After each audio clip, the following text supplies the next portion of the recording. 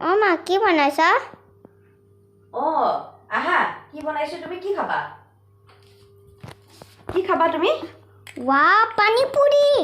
পানীপুৰি বনাইছো নেকি? তুমি গম পাই গলা? পাই গলো গম। বাও এয়া মই মানে ছোৱালীয়ে পানীপুৰি খাই বোলে তাৰপিছত পানীপুৰি অলপ বনাইছোঁ আপোনালোকে দেখাই থাকিম দেই। এয়া পানীপুৰিত আপোনাৰ মই অকণমান পানীপুৰি সেইটো অকণমান ভাঙি দিছোঁ, যেনেকৈ ফুচকালা যেনেকৈ ভাঙি দিয়ে। ঘৰতে বনাইছোঁ যেতিয়া একদম হেল্ডি হয়। আৰু তেঁতেলী পানটো একদম ৰেডি কৰি থৈ দিছোঁ আৰু আলুত অকণমান ফুচকা কেইটামান ভাঙি দিছোঁ, খাবলৈ অলপ বেছি টেষ্টি হয়।